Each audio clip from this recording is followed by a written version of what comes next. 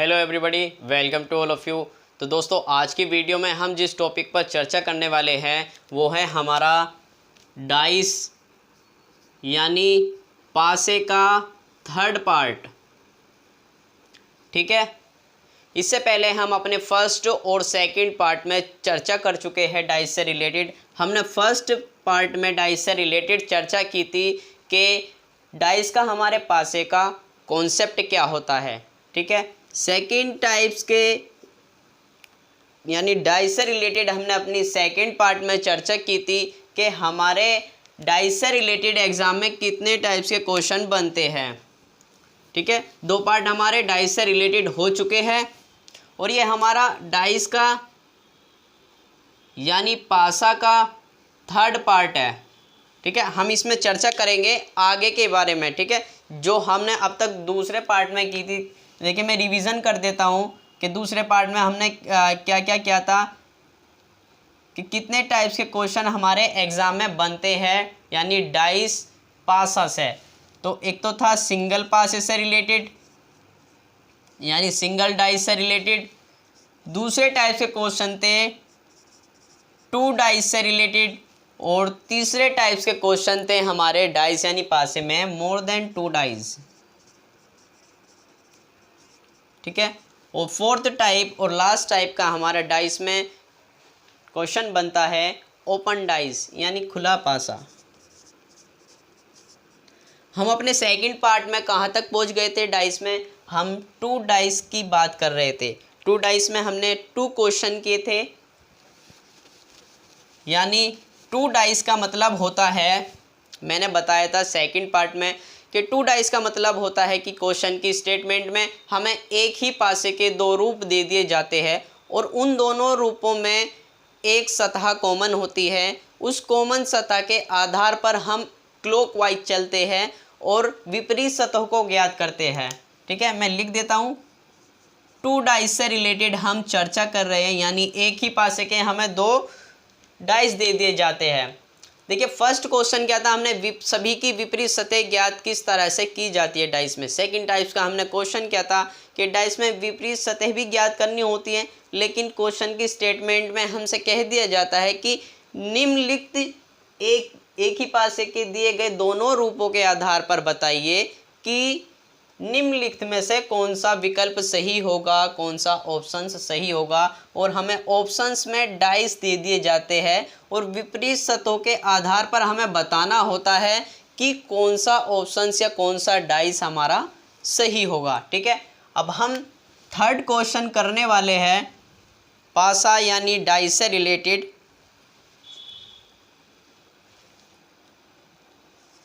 ये हमारा third question है। ठीक है, देखिए क्वेश्चन की स्टेटमेंट किस तरह बनेगी, कुछ इस तरह बनेगी। अब क्या होगा, थर्ड टाइप के क्वेश्चन हमारे एग्जाम में जो बनते हैं जब हमें एक ही पासे के दो रूप दे दिए जाते हैं और उन दोनों रूपों में एक सतह कॉमन होती है, तो हमारा थर्ड टाइप का क्वेश्चन बनता है उसमें कि हमें क्वेश्चन की स्टेटमेंट में एक ही पासे के दो रूप दे दिए जाते हैं और उन दोनों रूपों के अतिरिक्त एक और डाइस दे दिया जाता है। उस डाइस की हमें तीन सतहों को दिखाया जाता है और तीन सतहों में से दो सतहों पर कुछ भी लिखा होगा, या तो नंबर्स लिखे होंगे या फिर अल्फ़ाबेट्स लिखे होंगे या फिर सिंबल्स लिखे होंगे, और तीसरी सतह पर कुछ नहीं लिखा होगा, प्रश्नवाचक चिन्ह लगा हुआ होगा। तो उस क्वेश्चन की स्टेटमेंट के आधार पर हमें बताना होता है कि इस प्रश्नवाचक चिन्ह के स्थान पर क्या आएगा, कौन सा अल्फ़ाबेट्स आता है, कौन सा नंबर्स आता है या कौन सा सिंबल्स आता है। देखिए क्वेश्चन किस प्रकार बनेगा, क्वेश्चन हमारा कुछ इस प्रकार बनेगा कि नीचे दिए गए एक ही पासे के दोनों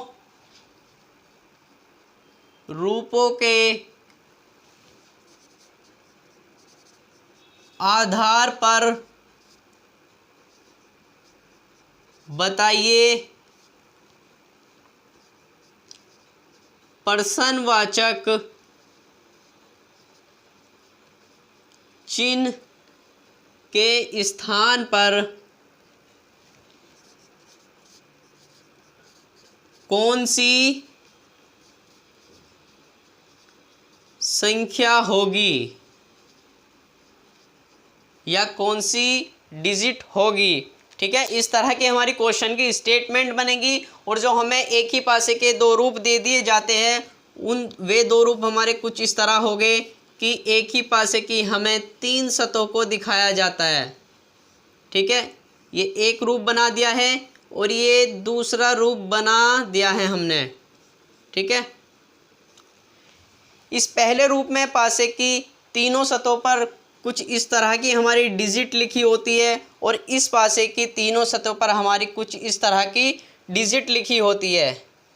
ठीक है, और जो हमारा थर्ड पासा है यानी तीसरा डाइस है जिस पर क्वेश्चन मार्क लगा हुआ है एक सतह पर, वो कुछ इस तरह होगा जिसकी दो सतहों पर संख्याएं लिखी होगी और तीसरी सतह पर प्रश्नवाचक चिन्ह लगा हुआ होगा। और इस क्वेश्चन की स्टेटमेंट के आधार पर दिए गए हमें एक ही पासे के दोनों रूपों के आधार पर बताना होगा कि इस प्रश्नवाचक चिन्ह के स्थान पर कौन सी डिजिट आएगी। ठीक है, तो हमें क्या पता लगाना है, सबसे पहले जब हमें एक ही पासे के दो रूप दे दिए जाते हैं तो हमें पता लगाना होता है कि दोनों रूपों में कितनी सतह कॉमन है। ठीक है, तो हम चेक करेंगे, इसमें एक लिखा हुआ है सतह पर, इस पर 3, इस पर 5, तो इस पर 5, 4 और 6। तो अगर देखा जाए तो इसमें भी हमारी 5 सतह है और इसमें भी हमें 5 सतह 5 डिजिट दी हुई है एक सतह पर। तो हम कहेंगे कि इन दोनों रूपों में सतह 5 हमारी कॉमन है। तो हमारा क्या कॉन्सेप्ट था विपरीत सतह को ज्ञात करने का, जब हमें एक ही पासे के दोनों रूप दे दिए जाते हैं और उन दोनों रूपों में एक सतह कॉमन होती है तो हम कॉमन संख्या को लिखते हैं पहले, और कॉमन संख्या से हम क्लॉकवाइज चलते हैं तो 1 पर पहुंच जाते हैं। ठीक है, फिर 1 के बाद जब हम क्लॉकवाइज चलेंगे तो 3 पर पहुंच जाते हैं। ठीक है, तो हमने एक रूप को कवर कर लिया है। अब बात आती है सेकंड रूप की, डाइस के सेकंड रूप की। सबसे पहले कॉमन संख्या को कॉमन संख्या के नीचे लिखना होता है, फिर कॉमन संख्या से हम क्लॉकवाइज चलते हैं तो 6 पर पहुंच जाते हैं, 6 से क्लॉकवाइज चलेंगे तो फिर हम 4 पर पहुंच जाते हैं। फिर ये जो ऊपर नीचे की संख्याएं आती हैं हमारी एक दूसरे की विपरीत सतहों पर अंकित संख्याएं होती है। जैसे 3 के विपरीत सतह पर 4 लिखा हुआ होगा और 1 के विपरीत सतह पर 6 लिखा हुआ होगा, और जो संख्या यहाँ पर मौजूद नहीं है, उपस्थित नहीं है, वो संख्या कॉमन संख्या के विपरीत होगी। यानी यहाँ पर 2 नहीं लिखा हुआ है तो 2 5 की विपरीत सतह पर अंकित होगा। यानी अगर बात की जाए कि इस 1 के विपरीत सतह यानी कि पीछे वाली सतह पर क्या लिखा हुआ होगा, 6 लिखा हुआ होगा। ठीक है, और 5 के विपरीत सतह पर कौन सी संख्या लिखी होगी, तो 5 के विपरीत सतह पर 2 लिखा हुआ होगा। ठीक है, और 3 के विपरीत सतह पर कौन सी संख्या लिखी होगी, यानी कि नीचे वाली इसकी 3 की विपरीत सतह होगी तो 4 लिखा हुआ होगा।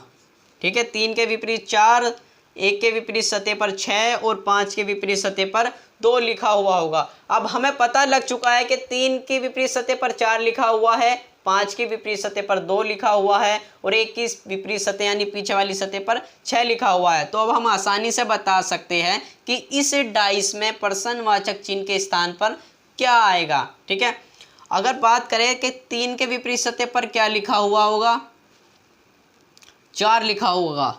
ठीक है, और 2 के विपरीत सतह पर क्या लिखा हुआ होगा, तो 2 के विपरीत सतह पर 5 लिखा हुआ होगा। अब हमारी कौन कौन सी संख्याएं बच जाती है, अब हमारी संख्या बचती है, एक तो 1 बच जाती है और एक 6 बच जाती है, यानी 1 के विपरीत सतह पर 6 लिखा हुआ होगा। ठीक है, तो हमें पता लगाना है कि यहाँ पर 1 आ जाएगा हमारा या 1 आ जाएगा या 6 आ जाएगा। ठीक है, तो ये क्या होगा, ऑप्शन के बेस पर होगा कि यहाँ पर कौन सी संख्या होगी हमारी, या तो 1 होगा या 6 होगा। हम बता नहीं सकते कि यहाँ पर 1 आएगा या 6 आएगा हमारा, लेकिन हम ये डेफिनेटली बता सकते हैं, श्योरली बता सकते हैं कि 3 के विपरीत सतह पर यानी नीचे वाली सतह पर 5 लिखा हुआ होगा, 2 की विपरीत सतह पर 4 लिखा हुआ होगा और 2 की विपरीत सतह पर 5 लिखा हुआ होगा। और जो 1 और 6 है जो एक दूसरे की विपरीत सतह पर अंकित संख्याएं हैं, या तो 6 यहाँ होगा या फिर यहाँ पर होगा, या फिर 1 यहाँ पर लिखा हुआ होगा या फिर 1 यहाँ पर लिखा हुआ होगा। ठीक है, तो अगर हमें इस पर ऑप्शंस दे दिए जाते हैं कुछ इस तरह के 3, 2,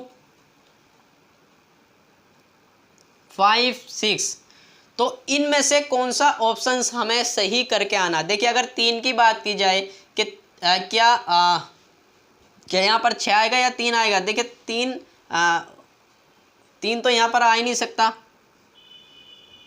और 2 भी नहीं आ सकता यहाँ पर, और यहाँ 5 भी नहीं आ सकता, लेकिन यहाँ पर 6 या 1 आ सकता है। यानी कि संभावनाएं हैं हमारे या तो 6 आने की या 1 आने की। अगर हमें ऑप्शंस में 6 दिखाई देता है तो हम 6 पर आंसर अपना राइट करके आएंगे, और यदि हमें यहाँ 6 के स्थान पर 1 लिखा हुआ होता तो हम क्या करते, हम 1 पर राइट लगा करके आ जाते, या फिर हमारे ऑप्शंस में कुछ इस तरह लिखा हुआ होता 1 या 6 तो हम इस पर राइट लगा करके आ जाते। ठीक है, तो अब ये हमारा थर्ड क्वेश्चन था डाइस, यानी जब हमें एक ही पासे के 2 रूप दे दिए जाते हैं और उन दोनों रूपों में एक सतह कॉमन होती है। ठीक है, तो अब बात करते हैं अपने फोर्थ टाइप के क्वेश्चन में। जब हमें एक ही पासे के 2 रूप दे दिए जाते हैं और उन दोनों रूपों में एक सतह कॉमन होती है, और हमारे तीसरा डाइस क्वेश्चन में दे दिया जाता है और उस तीसरे डाइस की 2 सतहों पर कुछ ना कुछ लिखा हुआ होता है, या तो सिंबल्स लिखे हुए होते हैं या अल्फ़ाबेट्स लिखे हुए होते हैं या फिर नंबर्स लिखे हुए होते हैं, और तीसरी सतह पर हमें प्रश्नवाचक चिन्ह लिख दिया जाता है। तो किस तरह की हमारी क्वेश्चन की स्टेटमेंट बनती है उस पर चर्चा कर लेते हैं।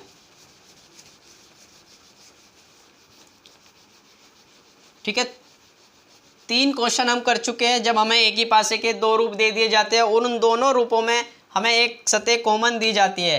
अब हम फोर्थ क्वेश्चन करने वाले हैं। फोर्थ क्वेश्चन की स्टेटमेंट देखिएगा किस प्रकार बनती है कि नीचे दिए गए एक ही पासे के दोनों रूपों के आधार पर प्रश्नवाचक यानी क्वेश्चन मार्क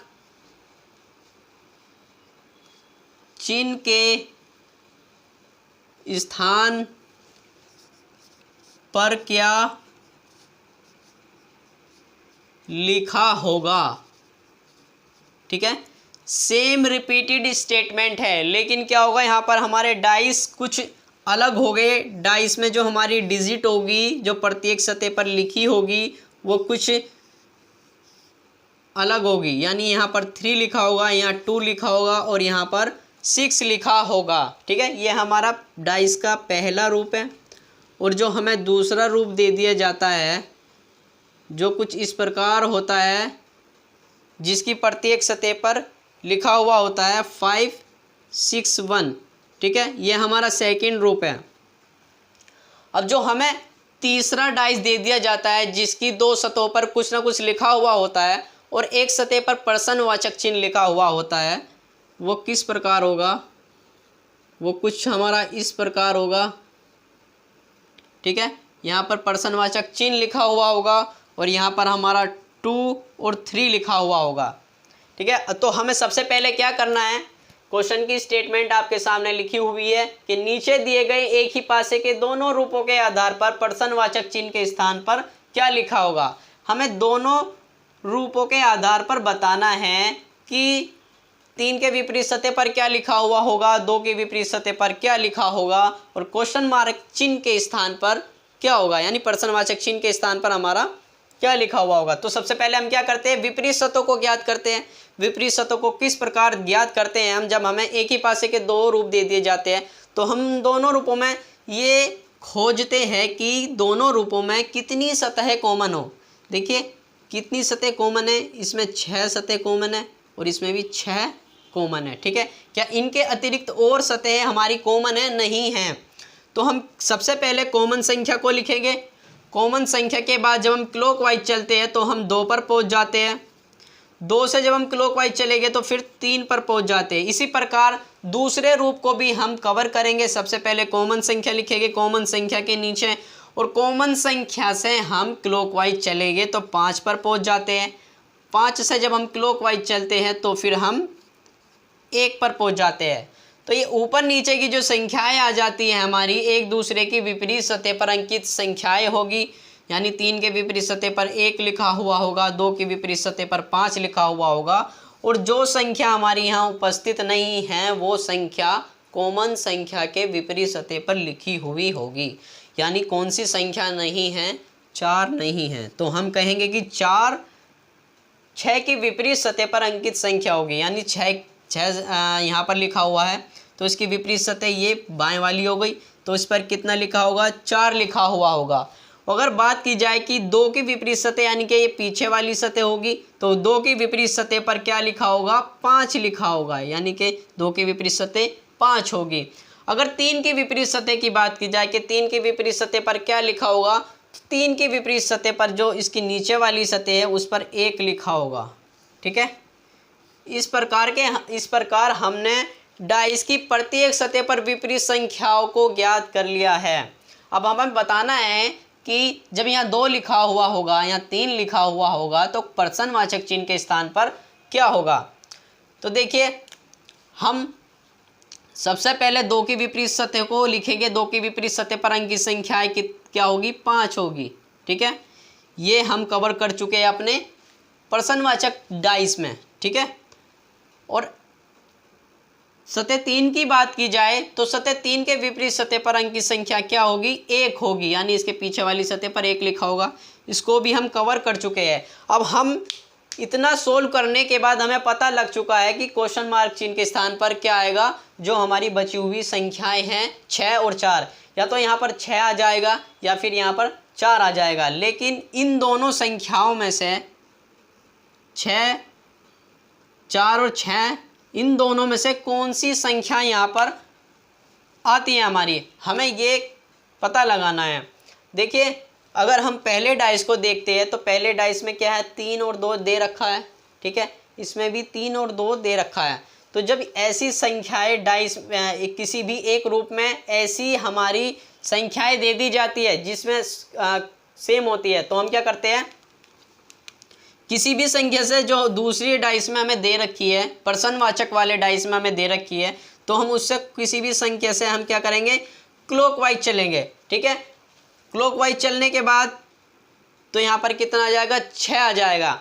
अगर बात की जाए 2 से 3 की तरफ जब हम चले, क्लॉकवाइज चले, तो क्लॉकवाइज चलने पर कितना आया? 6 आ जाता है।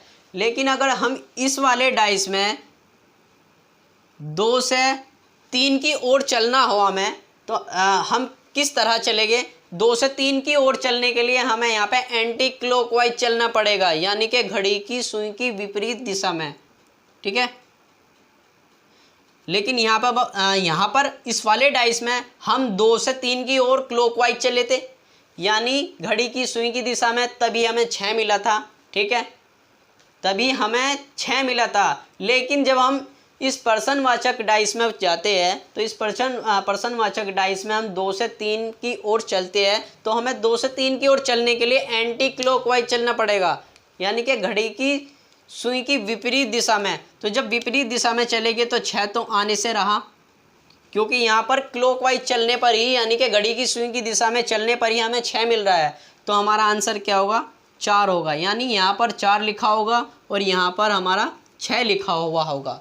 ठीक है, हमें किस तरह करना है? जब हमें इस तरह की डाइस दे दी जाती है, यानी कोई भी रूप मैच करता है, दिए गए एक ही पासे के दोनों रूपों में से कोई भी रूप की 2 सतह हमारी मैच करती है, तो हम क्या करेंगे? किसी भी एक संख्या को पकड़ेंगे और उस संख्या से या तो क्लॉकवाइज चलेंगे। जैसे हमने 2 संख्या को पकड़ा और 2 से हम 3 की ओर चलते हैं तो क्लॉकवाइज चलना पड़ता है। लेकिन हम प्रश्नवाचक वाली डाइस में अगर पहुंच जाते हैं तो उसमें क्या करना पड़ता है? 2 से जब हम 3 की ओर चलते हैं तो हमें एंटी क्लॉकवाइज चलते हैं, और यहाँ पर हमें क्लॉकवाइज चलने पर 6 मिला। तो ये यदि हम एंटी क्लॉकवाइज चलते हैं 3 की ओर चलना पड़ेगा 3 की ओर जाने के लिए हमें एंटी क्लॉकवाइज ही चलना पड़ेगा, क्लॉकवाइज हम जा नहीं सकते। तो एंटी क्लॉकवाइज जाने का मतलब है कि इसका विपरीत है, यानी कि यहाँ पर 4 लिखा हुआ होगा। जब यहाँ 6 लिखा हुआ है क्लॉकवाइज चलने पर, तो यहाँ पर हमारा 4 लिखा हुआ होगा। ठीक है, तो हम अपने फर्स्ट टाइप के क्वेश्चनों को कंप्लीट कर चुके हैं, यानी कि जब हमें एक ही पासे के 2 रूप दे दिए जाते हैं और उन दोनों रूपों में हमारी एक सतह कॉमन होती है। ठीक है, तो हमारे 4 टाइप्स के क्वेश्चन बनते हैं। पहला टाइप्स का हमारा क्वेश्चन बनता है कि विपरीत सतह ज्ञात करना, सभी विपरीत सतहों को ज्ञात करना। और सेकंड टाइप का क्वेश्चन बनता है विकल्प, कौन सा विकल्प सही होगा। या तो विकल्प हमें डिजिट दे दिए जाते हैं विकल्पों में, या फिर विकल्प में हमें क्या दे दिया जाता है, डाइस दे दिए जाते हैं। और उन डाइस का हमें पता लगाना होता है कि कौन सा डाइस हमारा सही होगा। और तीसरे टाइप्स के हमने क्वेश्चन किए जब हमें तीसरा पासा दे दिया जाता है, यानी कि प्रश्नवाचक चिन्ह के स्थान पर क्या होगा। ठीक है, अब हम अपना थर्ड टॉपिक कवर करने जा रहे हैं दोस्तों। हमारा थर्ड टॉपिक होगा, अब तो हमने 2 डाइस पर रिलेटेड क्वेश्चन कर चुके हैं, यानी जब हमें एक ही पासे के 2 रूप दे दिए जाते हैं और उन दोनों रूपों में हमारी एक सतह कॉमन होती है, तो किस टाइप्स के हमारे क्वेश्चन बनते हैं। देखिए, अगर बात की जाए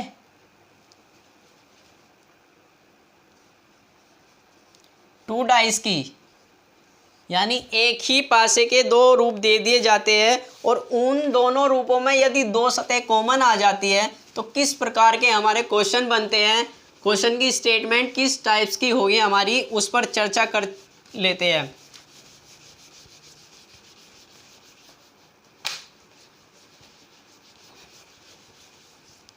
देखिए, जब हमें एक ही पासे के 2 रूप दे दिए जाते हैं और उन दोनों रूपों में हमारी 2 सतह कॉमन आ जाती है, तो किस तरह से हम क्वेश्चन को सोल्व करेंगे, क्या हम कॉन्सेप्ट यूज करेंगे, कौन सी हम शॉर्ट ट्रिक यूज करेंगे। देखिए, कुछ इस तरह से स्टेटमेंट बनती है, जब एक ही पासे के 2 रूप दे दिए जाते हैं और उन दोनों रूपों में 2 सतह कॉमन हमें मिल जाती है, तो क्वेश्चन की स्टेटमेंट हमारी इस तरह की होगी कि नीचे दिए गए एक ही पासे के दोनों रूपों के आधार पर, ठीक है, नीचे दिए गए एक ही पासे के दोनों रूपों के आधार पर बताइए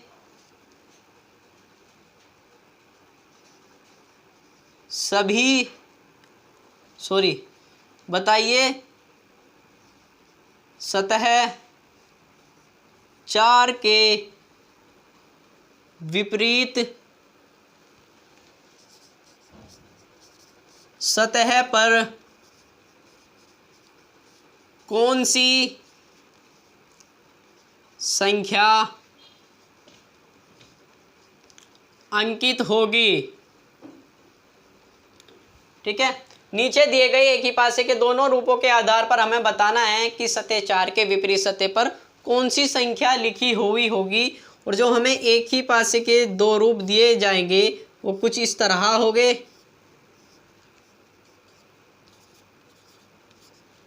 ये पहला रूप हो चुका है।